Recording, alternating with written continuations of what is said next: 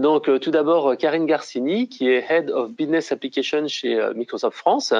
Donc, merci, Karine, je te laisserai te présenter juste après. Et ensuite, on a une de nos clientes, Anne-Catherine Felden, qui est donc responsable des projets transversaux chez BDR Thermea.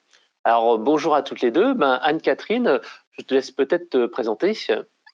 Donc bonjour à tous, moi je suis donc Anne-Catherine Felden, je suis responsable des projets transversaux pour BDR Thermea France depuis 2 ans. Donc BDR Thermea Group est une entreprise qui fabrique et commercialise des produits de chauffage et d'eau chaude sanitaire. On est présent dans 82 pays à travers le monde et c'est le 3e plus grand fabricant d'appareils de chauffage à travers l'Europe. BDR Thermea est né en 2009 par la fusion des entreprises Baxi, De Dietrich Thermique et Remea, d'où l'acronyme BDR. Et aujourd'hui, les marques les plus connues du groupe en France sont De Dietrich, Chappée et Oertli. L'entreprise compte environ 1100 salariés en France pour un chiffre d'affaires d'environ 400 millions d'euros. Merci pour ces précisions. Alors Karine, je vous laisse présenter Microsoft, même je pense que 100% de nos auditeurs vous connaissent. D'accord, écoutez, bonjour et en tout cas merci de m'avoir invité. Donc Karine Garcini, effectivement je travaille chez Microsoft, j'ai rejoint Microsoft il y a 18 mois et je pilote la business unit Business Application qui regroupe en fait les solutions de Customer Engagement, Finance and Operation, et puis la partie, vous avez sûrement dû entendre parler, qui est la Power Platform, qui fait grand bruit sur le marché en ce moment.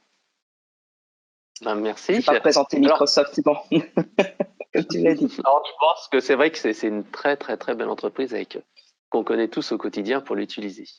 Alors, nous, ce qu'on voulait vraiment faire avec cet atelier, c'est expliquer l'intérêt d'avoir une connexion importante entre le CRM et le centre de contact. Et pour l'illustrer, en fait, j'ai pris un petit verbatim d'Antoinette Chardonnay, qui est une de nos téléprospectrices ici chez Eloquent. Et c'est vrai qu'elle nous faisait part de son impression et elle nous disait clairement, avec l'intégration du CTI dans le CRM, les manipulations en fait ont été réduites à quelques clics. Elle est passée grosso modo de 25 à 30 appels par jour à une moyenne de 50 appels par jour, soit quasiment un doublement du nombre d'appels qu'elle peut effectuer avec l'intégration du CRM avec la solution de centre de contact. Et c'est pour ça que pour nous, je pense que c'est un sujet qu'on voit chez nous qui est vraiment important et un gain de productivité. Et forcément, on voulait faire appel à 2 expertes pour nous parler de ce sujet-là. Alors tout d'abord, Karine, première question, quelle est votre vision en fait, et celle de Microsoft, sur l'intégration CRM, centre de contact? Qu'est-ce qui a changé depuis, en plus, ces quelques mois avec l'accélération de la transformation digitale? Alors, merci de cette question. Alors, je dirais que je pense qu'on est tous d'accord pour dire que le Covid a transformé notre rapport, en tout cas au travail, et notre rapport aux entreprises, forcément, à nos marques qui nous sont chères. Et donc, on a beaucoup développé, que ce soit du côté du collaborateur, de la résilience.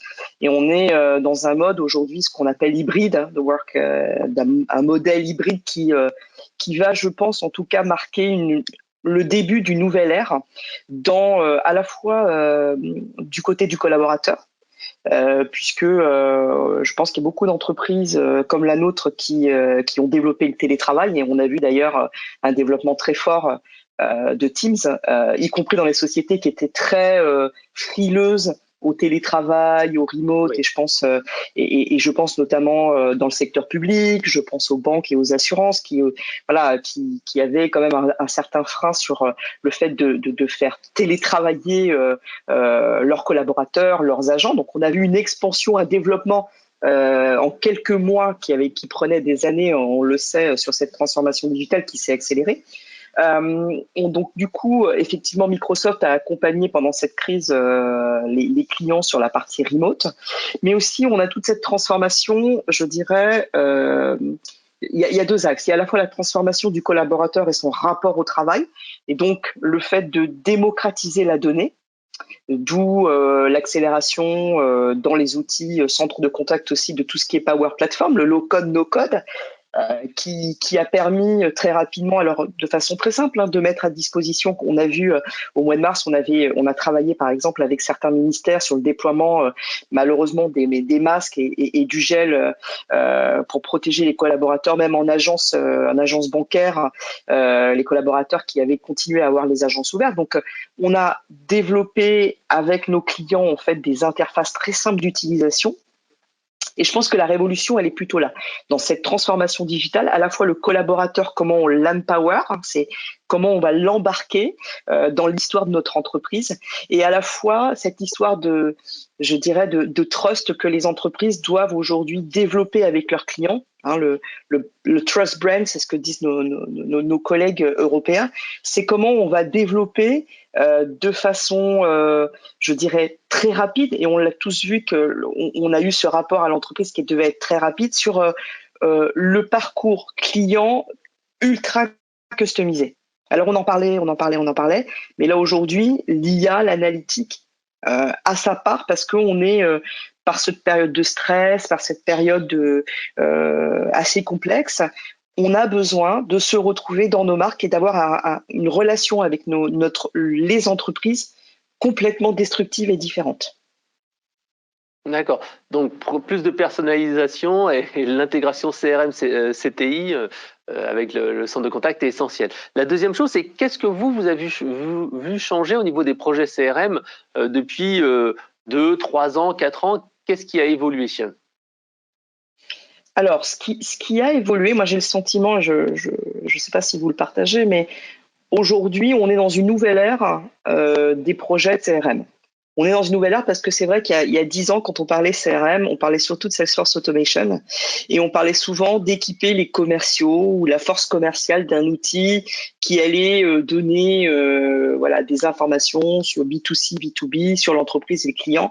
Et on sortait des dashboards pas très analytiques, mais en tout cas, on avait ce traçage de l'activité commerciale. Ce qui change depuis quelques années, d'abord, c'est la volonté d'avoir des cycles de déploiement courts, parce que entre le moment où on sait très bien, et tous ceux qui ont mis en place des projets de relations clients avec du CRM, entre le moment où vous décidez d'une solution et la fin du déploiement, souvent, on est sur d'autres sujets, donc c'est plus trop up to date. Je dirais que les cycles de réalisation sont plus courts.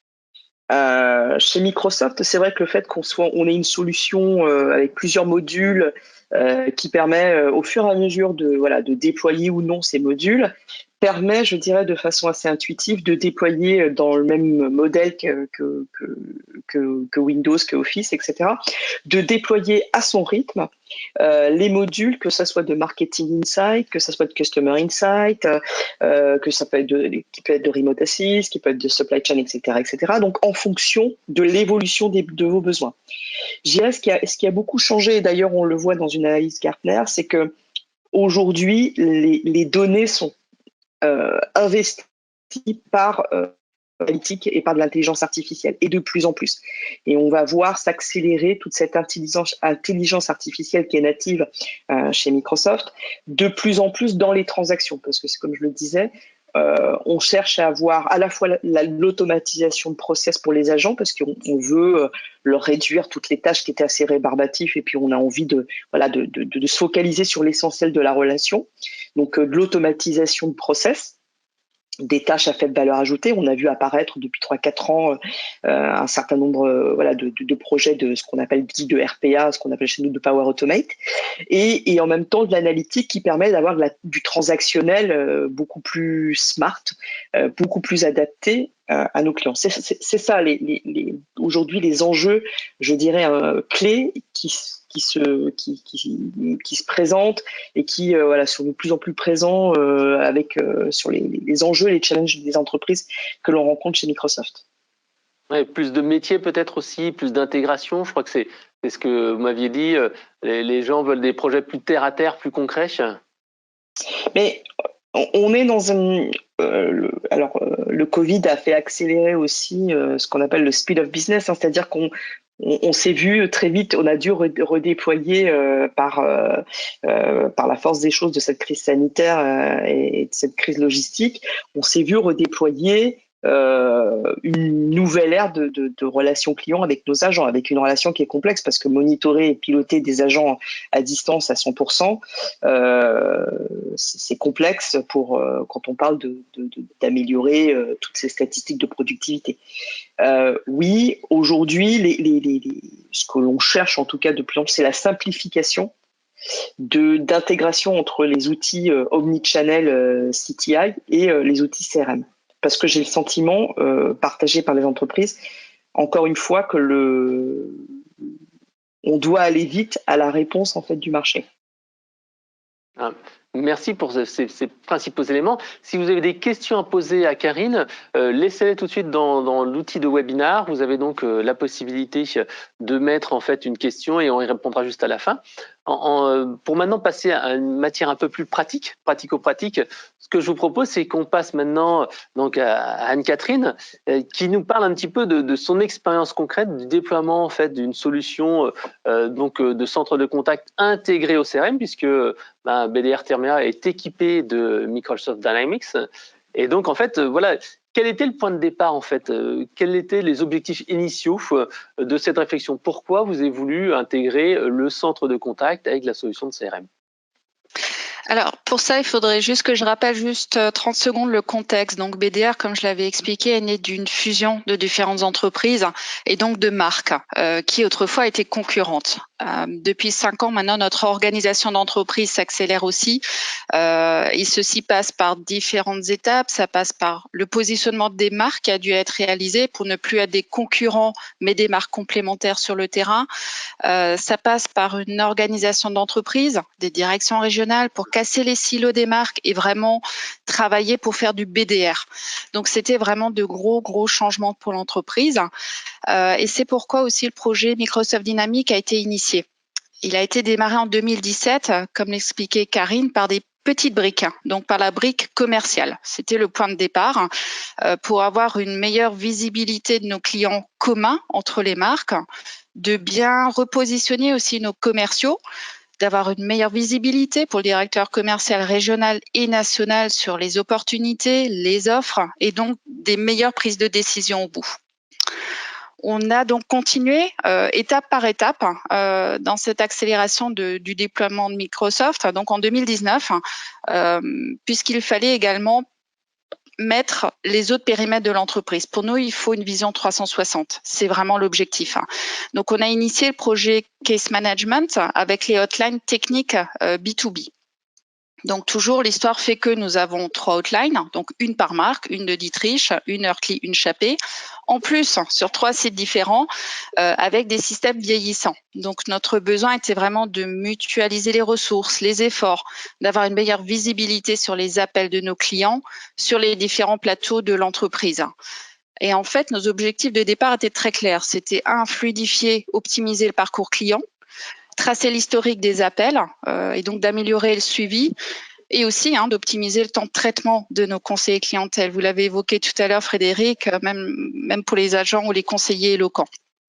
Donc, en fait, pour atteindre ces objectifs, donc on a déjà mis en place un numéro unique par marque, un numéro pour que le professionnel puisse joindre l'ensemble des services de la marque avec laquelle il travaille. Il y a la hotline technique, les pièces détachées, la mise en service, la cellule offre et chiffrage. Et ensuite, deuxième point essentiel, on a décidé de n'avoir qu'un seul outil. La téléphonie devait être intégrée directement au CRM. C'était important pour nous que le conseil clientèle n'ait pas de multiples fenêtres, mais juste un seul outil, sachant qu'il a déjà de multiples fenêtres pour ne serait-ce que les notices, pour SAP, les outils internes. Alors, donc ça, c'était vraiment le point de départ, passer d'un vieux système qui avait 20 ans, qui avait des stats un petit peu limitées, à un outil vraiment unifié où le conseiller avait vraiment tout sous la main et qui lui permettait d'être plus efficace. Alors, comment ça s'est passé, ce déploiement? Racontez-nous un petit peu. Alors, donc, Eloquent nous a accompagnés de manière efficace sur ce projet. Entre la signature du contrat et le Go Live, il a fallu à peu près 4-5 mois. Le besoin était clairement défini, les moyens à mettre en œuvre. Alors, les moyens étaient définis de notre côté, mais là, Eloquent nous a vraiment accompagnés dans la réflexion et la gestion du projet. Parce que mettre en place des numéros uniques, des serveurs vocaux interactifs, c'est vrai que c'était un peu nouveau pour nous. Et il était important pour nous de ne pas cloisonner les campagnes par marque, par exemple, de garder une souplesse pour le futur, puisqu'on savait où on voulait aller dans le futur, mais que ce n'était pas forcément le besoin immédiat. Donc, Eloquent nous a vraiment accompagnés pour garder de la souplesse et de pouvoir mutualiser les ressources. Ensuite, on a réalisé un POC, donc c'est un Proof of Concept entre Eloquent et Microsoft pour bien valider l'intégration de la solution. Alors donc, vous avez dit aussi que ce qui est important, c'est d'avoir une bonne communication entre l'intégrateur CRM et l'éditeur, parce qu'en fait, c'est là qu'on doit vraiment adapter, faire en sorte que le CRM et le centre de contact communiquent vraiment de manière efficace. Tout à fait, c'est pour ça que le POC a été très efficace. On avait donc Eloquent, Microsoft, également la partie technique intégrée dans ce POC pour bien valider les différents points et en termes de business, de valider que l'intégration est vraiment ce qu'il nous faut. D'accord. Alors, comment ça fonctionne en vrai? Parce que là, on en parle de cette intégration. Qu'est-ce qui se passe pour les agents qui sont au téléphone? Qu'est-ce que ça a changé un peu dans leur vie au quotidien? Alors déjà, la CRM reste la base, enfin le CRM reste la base pour les comptes clients. C'est-à-dire que les commerciaux, ils créent leurs comptes clients, ils mettent à jour les données sous le CRM. En fait, on a un seul outil, Eloquent va présenter le numéro au CRM qui va le rechercher dans la base de données. Soit le client est reconnu et donc le ticket est généré automatiquement, le conseiller n'a plus qu'à compléter le motif de l'appel, les informations nécessaires pour compléter le ticket, ou soit le numéro n'est pas reconnu et là le conseiller peut rechercher est-ce que mon client existe dans la base de données, est-ce que son numéro n'est juste pas renseigné, dans ce cas-là elle va mettre à jour également le numéro dans la base de données ou créer le client selon le cas. Donc ça peut aussi devenir un nouveau prospect pour notre force commerciale sur le terrain, de dire voilà j'ai un client qui a contacté la marque pour un problème de chaudière, mais potentiellement ça peut être également un prospect. Donc s'il y a vraiment, on va dire, une coopération entre tous les départements et le point d'entrée unique et le CRM, Eloquent et notre support pour alimenter également le CRM. De plus, en fait, le CRM, c'est super convivial. Le conseiller clientèle ne quitte jamais son CRM. Il peut naviguer simplement d'un onglet Eloquent avec tout le bandeau et les fonctionnalités associées à Eloquent, mais également sur son ticket pour vraiment compléter en fonction de la discussion. La solution, elle ne s'arrête pas là, en fait. Et je crois que vous avez aussi créé quelques petites personnalisations comme des droits VIP pour les techniciens qui passent devant, etc. C'est ça? Oui, tout à fait. Il y a des droits VIP pour les personnels internes sur le terrain, c'est-à-dire les commerciaux, les techniciens, pour qu'ils puissent joindre en priorité les techniciens en back-office au niveau de la hotline en cas de besoin. Donc ça, c'est super pratique parce que lorsqu'on est devant une chaudière en train de dépanner, il faut qu'on puisse joindre son back-office rapidement. Donc Eloquent peut mettre des droits de ce type en place. Ensuite, on a également un serveur vocal, donc avec une qualification des appels. Donc, le but est de bien orienter le client en amont, besoin de les transférer vers un autre service. Également, tout ça se fait directement sous Eloquent. Et le troisième point, c'est la solution HelloSip. Et ça a été magique pour nous, puisqu'en première vague du Covid, on a dû mettre tous les conseils de clientèle en télétravail. Donc, c'est vrai que c'est une solution qui permet aux conseillers de décrocher, raccrocher facilement depuis l'ordinateur. Il n'a pas besoin de téléphone portable ou de ligne téléphonique. Donc, ça, c'était très, très apprécié. Le Go Live, il faut quand même le rappeler, a eu lieu le 23 mars, donc c'était en pleine première vague. Et dès le mois d'avril, Eloquent nous a proposé cette solution de mobilité HelloSip afin d'être vraiment là et présent sur le terrain. Et en cette seconde vague du Covid, je peux vous assurer qu'aujourd'hui, 100% des techniciens sont en télétravail. D'accord. Alors justement, on parle des bénéfices concrets. Quels ont été pour vous les bénéfices concrets de l'intégration CRM, centre contact, au-delà de pouvoir faire du télétravail comme vous le souhaitez, avec les contraintes qu'on connaît ensemble? Alors les bénéfices ont été multiples, donc je peux commencer par la meilleure utilisation des ressources et des compétences des conseillers en fonction également de la charge d'appel et des pics d'appel. On est dans un métier de chauffage, donc c'est vrai que les pics d'appel sont au démarrage du chauffage, donc en octobre-novembre. Donc on a su vraiment mettre les ressources nécessaires au moment où il fallait. On peut également mettre des compétences, puisqu'on est multimarque, on doit répondre sur 3 marques. Donc on peut aussi mettre des compétences sur des conseillers sur des marques précises ou sur la totalité des 3 marques. Ensuite, c'est un outil qui est complet et unique pour les conseillers, donc il y a une meilleure adhésion. également. Ça, c'est très important. C'est très simple, c'est ergonomique, le ressenti est très positif, malgré, je le rappelle, un démarrage un peu particulier dans ce contexte-là. Donc, il y a vraiment une bonne adhésion des équipes. Ensuite, d'un point de vue management, pour moi, c'est un vrai outil de pilotage de données, statistiques claires. Les KPIs nous permettent vraiment de compléter et de concilier les données téléphoniques directement aux données du CRM. Donc, ça permet aussi une vision très transverse. Le commercial verra immédiatement combien de fois son client a contacté l'outline, pour quel problème, éventuellement lui proposer un accompagnement, des formations. Donc, c'est une vraie valeur ajoutée des services proposés par l'entreprise. Et l'OSIP, j'en ai parlé, c'est très simple. Ça permet aujourd'hui d'avoir une vraie activité de télétravail et ça permet aussi à d'autres périmètres. Aujourd'hui, par exemple, on inclut les formateurs qui n'ont pas d'activité parce que les centres de formation sont fermés. Les formateurs aujourd'hui apportent leur soutien à l'outline technique pour répondre aux appels. Et pour finir, c'est vrai que Karine le disait aussi, on en parle beaucoup, cependant, on n'arrive pas vraiment à le toucher, c'est cette vision 360. Donc, tant que tous les périmètres de l'entreprise ne sont pas sous le même outil, c'est difficile d'avoir une vision complète. Donc, aujourd'hui, on a le commerce, on a les hotlines techniques et demain, en 2021, on va également intégrer le service consommateur et le service après-vente. Donc, on aura vraiment cette vision de la vente de la chaudière à la mise en service, l'appel du client pour une aide, pour une réclamation, jusqu'à l'entretien ou le dépannage. Toutes les données seront consolidées dans un même outil. Et ça, c'est vraiment un duo gagnant. Et le futur, c'est avec les lunettes connectées HoloLens de Microsoft. Ah, ce serait top. Aujourd'hui, qui sont déployées un peu partout, notamment dans l'industrie automobile, où justement n'importe quelle personne, et je voulais partager justement cette expérience que j'ai eue, où j'ai dû remonter en fait un moteur, une turbine avec des lunettes connectées, avec une vision, des lunettes très simples, très légères, où justement j'étais téléguidée sur comment monter en fait un moteur, et demain c'est déjà déployé dans certains services justement de remote comme vous le signalez, où on peut justement accompagner les personnes en remote sur des usines, que ça soit automobile, que ça soit en clientèle, que ça soit sur des sites sites sécures, etc. L'avenir est aussi sur la technologie. Tout à fait. Voilà, qui nous ouvre une porte vers du nouveau. On en a besoin de ce. On en a besoin, tout à fait. Alors, merci à toutes les deux. Ce que je vous propose, c'est avant de faire une petite synthèse de ce qu'on s'est dit, c'est commencer à poser vos questions-réponses à Karine et donc à Anne-Catherine. Ce que je vous propose, c'est de résumer un petit peu les choses. Donc, l'intérêt en fait de la connexion CRM avec le centre de contact, c'est de pouvoir avoir un seul outil, vision unifiée, pouvoir reconnaître automatiquement le client avec la montée de fiches, pouvoir automatiquement créer du ticket et faciliter le travail en fait du collaborateur.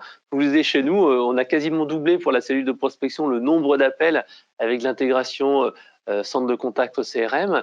Et pour l'agent du service technique, c'est bien sûr plus de confort au quotidien. Donc, je vous propose maintenant, c'est de passer à la session de questions-réponses. Donc, Chantal va sélectionner une ou deux questions dans le public. Alors, je vous en prie. Oui, Fred. Alors, nous avons Paul qui pose une question assez globale. On a souvent du mal à distinguer les fonctionnalités d'un centre de contact et celles d'un CRM, puisque les deux consistent à manager la relation client. Quelle différence réelle est notable en fonction de l'intégration ou pas de ces deux outils? Donc, deux questions. Alors, Karine ou Anne-Catherine, laquelle d'entre vous veut répondre? Peut-être Catherine sur la partie très opérationnelle. Je pense qu'elle aura un exemple concret. Très opérationnel, je pense que le CRM aujourd'hui ouvre plus de possibilités techniques, en tout cas pour notre métier. Je pense que pour moi, ça dépend également du métier qu'il y a derrière. Nous, au niveau de BDR Therméa, on a de la vente, on a des hotlines, on a du service après-vente, on a toute cette brique marketing. Donc, l'outil doit être commun pour répondre aux besoins de l'entreprise.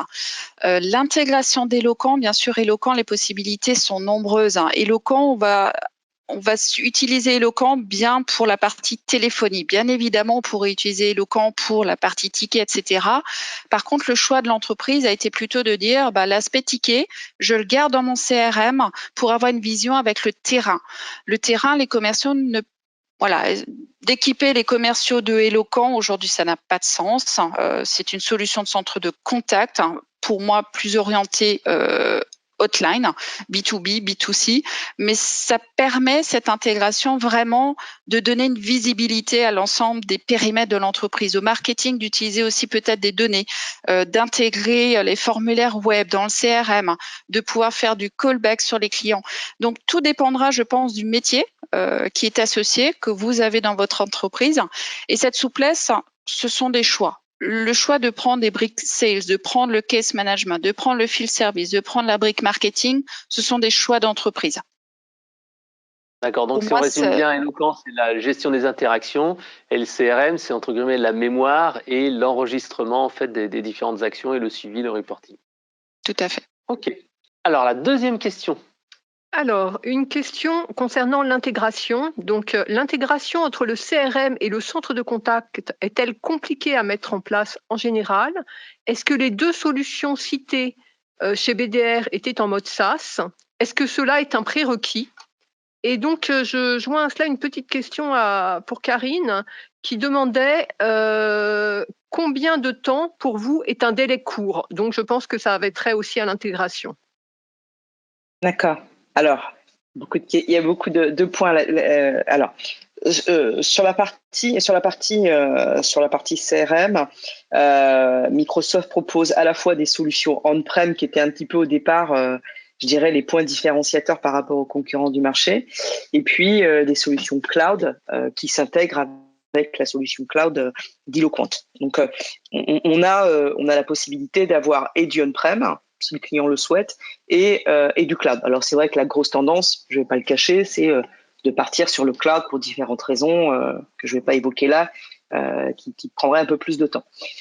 Donc, l'intégration, les différentes références communes avec Eloquent sont plutôt cloud. Pour diverses raisons, et en plus sur des secteurs d'activité qui sont diverses, que ce soit le secteur public, que ce soit l'industrie, que ce soit les utilities, etc. On est plutôt sur un mode SaaS. Concernant les fonctionnalités, que ce soit on-prem ou cloud chez Microsoft, sont similaires. Après, c'est l'usage qui est complètement différent, bien évidemment, et l'intégration n'est pas la même. Aujourd'hui, moi, si j'avais un parti pris, c'est vrai, ça serait plutôt de partir sur du cloud, parce que ce que l'on voit souvent sur les projets on-prem, et ça revient pour reprendre la question sur le timing, c'est que souvent, on peut avoir des projets ultra customisés. Et ça reprend un peu ce que vous disiez, Catherine, tout à l'heure, c'est que plus on va aller dans l'ultra customisation, plus on va demander, on va dire, des délais beaucoup plus longs, plus on aura besoin d'un partenaire tripartite qui maîtrise bien la solution Eloquent, qui maîtrise bien la solution CRM, et qui va y rajouter quelquefois une couche applicative supplémentaire, qui fait que quand on a une mise à jour logicielle de part et d'autre, c'est vrai que ça amène de la complexité. Donc, c'est vrai que j'aurais tendance à dire, le on-prem, du coup, facilite quand même un petit peu plus l'intégration. Sur les délais d'intégration, tout dépend des modules que l'entreprise souhaite bien évidemment déployer. Mais je dirais qu'un bon projet CRM, c'est 3 à 6 mois. Au-delà, je pense vu la vitesse aujourd'hui dans laquelle les entreprises se transforment, moi j'ai le sentiment que le projet il devient pas obsolète, parce que c'est pas le cas, mais perd de son impact en tout cas, et de ses challenges auprès des décideurs de l'entreprise, à mon avis. Alors, Anne-Catherine, est-ce que vous voulez rajouter un petit mot sur votre expérience à vous terrain? Alors, l'expérience chez nous a été très, très positive avec Eloquence. C'est vrai que le projet CRM pour le case management avait démarré en 2019. Bien évidemment, après, entre la réflexion et le choix, la différente consultation des prestataires et la signature du contrat, comme je l'évoquais tout à l'heure. Donc, on a signé avec Eloquent de mémoire vers la mi-décembre et le 23 mars, on a fait le go live. Donc, c'était très rapide. Le POC a été pris en charge directement par des personnes techniques de Microsoft et côté Eloquent qui ont très bien communiqué. Après, pour moi, c'est vraiment la communication dans le projet qui est le plus important. Après, il n'y avait pas plus de complexité que ça pour la mise en œuvre. Vraiment. D'accord. Alors, on va peut-être prendre une nouvelle question, Chantal. Oui, alors Nathalie, une question pour Anne-Catherine. Comment comptez-vous embarquer les autres services qui ne sont pas forcément habitués aux pratiques et usages de la relation client? Respect de SLA, suivi des tickets, feedback client, formation, sensibilisation, quel dispositif de contrôle, de mesure?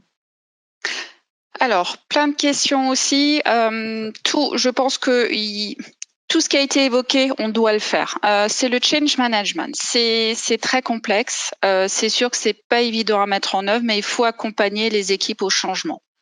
L'avantage chez BDR, c'est que toutes les équipes en hotline ont déjà un CRM. Ce CRM a aujourd'hui une dizaine d'années, donc ils sont familiers au fait de générer des tickets, d'enregistrer les données, de respecter des SLA. Donc ce n'est pas franchement une nouveauté, c'est simplement aujourd'hui que Microsoft nous permet vraiment d'accélérer les choses et d'avoir une meilleure intégration. Donc c'est vrai que pour les conseillers clientèle, c'était un vrai bénéfice. Par rapport aux outils qu'ils avaient avant. Je ne veux pas dire que c'était simple, puisqu'il y avait toute la communication, il y a eu des champs obligatoires à compléter, puisque ces champs obligatoires vont être utilisés par la qualité, par le marketing. Donc c'est sûr que c'est pas toujours plaisant, mais à un moment, les conseillers sont là aussi pour prendre des appels, pour répondre aux clients de la meilleure manière qu'elle soit, et tout ça doit être accompagné par le manager direct. Il doit accompagner ses équipes, par les directeurs également qui doivent donner la ligne conductrice et surtout de bien expliquer pourquoi on veut que le conseiller enregistre telle et telle donnée avec des SLA derrière.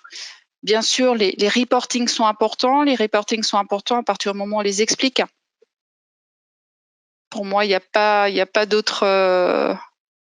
d'autres secrets. Il faut expliquer les données aux gens, expliquer pourquoi on va les utiliser et de les mettre dans la boucle. Aujourd'hui, nous, on restitue, on communique régulièrement les KPIs aussi. Et le manager de proximité est là aussi pour faire son job de manager de proximité. D'expliquer aux conseillers, tiens, voilà, de vérifier le ticket, de voir s'il est bien enregistré. Expliquer aussi pourquoi il est important de bien le compléter, puisque si le client rappelle, son collègue à côté ou potentiellement lui-même va reprendre des données, il va rien comprendre, ce n'est pas efficace. Donc, voilà, c'est beaucoup de communication et de suivi, mais du suivi quotidien. C'est pas juste on fait un go live et après on les laisse. Non, c'est du pilotage quotidien. D'accord. Et je pense Alors, on va peut-être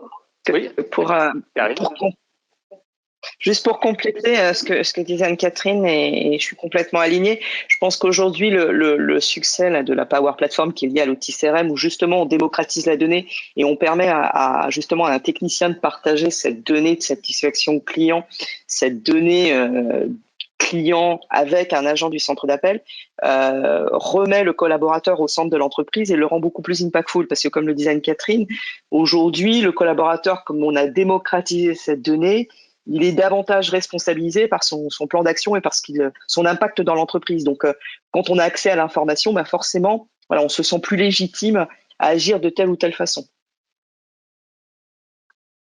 D'accord. Alors, Chantal, est-ce qu'il y aurait une autre question parmi les éditeurs? Oui, alors une petite question, je pense que je connais déjà la réponse. Donc Inès pour Karine. Dans un service client aujourd'hui, peut-on se passer d'un CRM?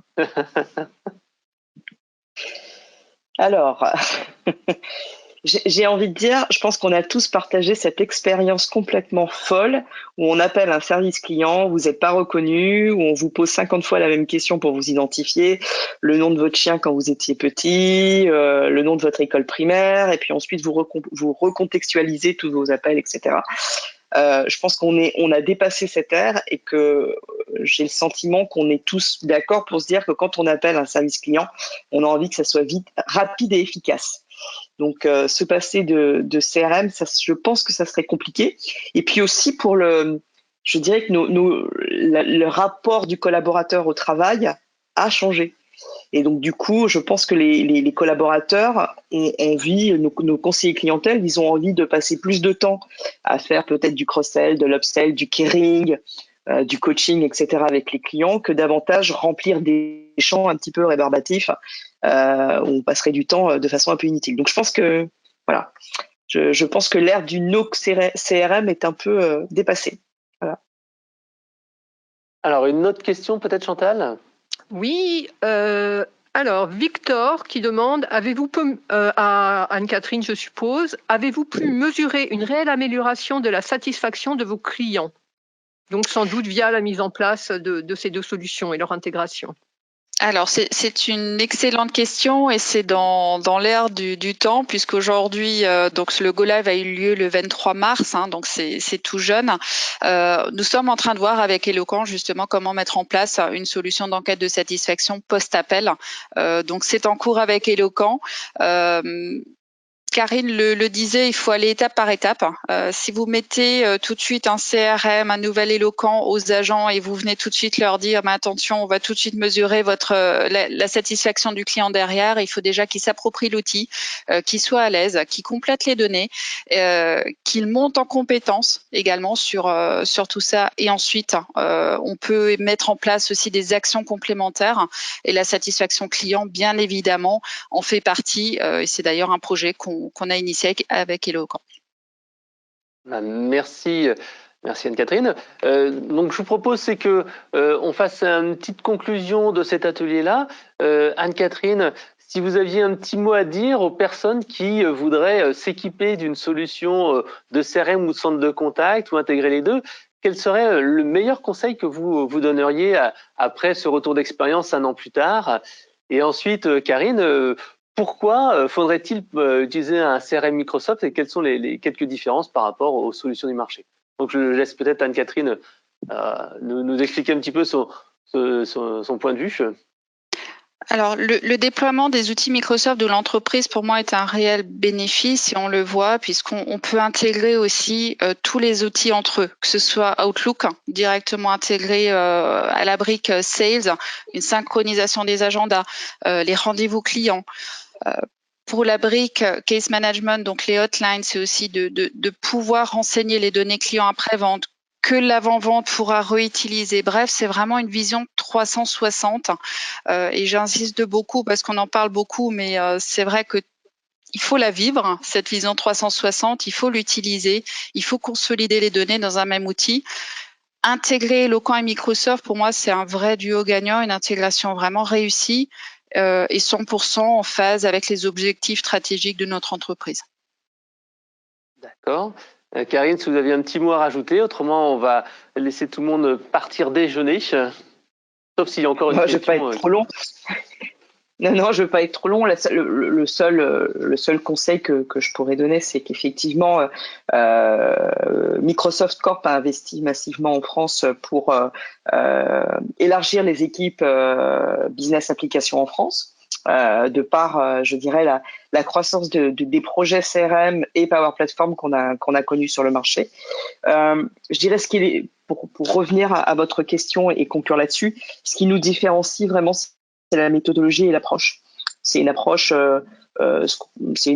je dirais, métier, modulaire, qui est complètement différente de nos concurrents du marché. Et comme l'a dit Anne-Catherine, notre grande particularité, c'est d'avoir des passerelles avec tous nos outils. Donc, quand vos agents ou vos collaborateurs travaillent sur Teams ou échangent sur Teams, c'est intégré avec vos outils centres de contact et CRM. Pareil sur Outlook, pareil sur Office. Donc, il y a des passerelles qui sont faites de façon intuitive. Et puis, vous avez nativement aussi des solutions de Power Platform, d'automatisation qui sont natifs aussi dans vos solutions qui permettent très rapidement d'automatiser vos tâches. Donc ça demande pas une usine à gaz pour monter ce genre de projet. Et puis je dirais la sécurité aussi des données avec nos data centers basés en France, très important. Et puis enfin, bien évidemment, l'analytique, qui est, je dirais, un gros différenciateur par rapport au marché. Voilà. Bah, c'est une bonne transition puisque cet après-midi, donc nous retrouverons justement un atelier sur la sécurité des données qui sera réalisé par la CNIL, donc Clémence Cottez, qui nous justement nous expliquera quelles sont les dernières évolutions en termes de RGPD et en particulier, il y aura un focus sur le Privacy Shield et l'hébergement des données. Mais là, en fait, je vais vous donner rendez-vous à 14 h. Et en fait, on va recevoir Ludovic Nodier, le fondateur d'Élu Service Client de l'année, dont on a parlé tout à l'heure avec Géodis, et il vous expliquera en quoi ça consiste et comment ça peut aider à améliorer l'expérience client et la qualité de service au niveau du centre de contact. Et on aura Roman Van Capel, qui est le directeur marketing, achat, stratégie et innovation chez Speedy, qui justement va donner en fait les aspects pratiques de l'intérêt d'utiliser Élu Service Client de l'année pour améliorer son service client et viser l'excellence. Donc je vous donne rendez-vous à 14 h. Je vous souhaite à tous une bonne pause déjeuner et rendez-vous pour un atelier qui aura comme titre « Offrir une qualité de service remarquable, les conseils des lauréats d'Élu Service Client de l'année ». Donc rendez-vous à 14 h. Bon déjeuner, bonne pause et à tout à l'heure. Au revoir.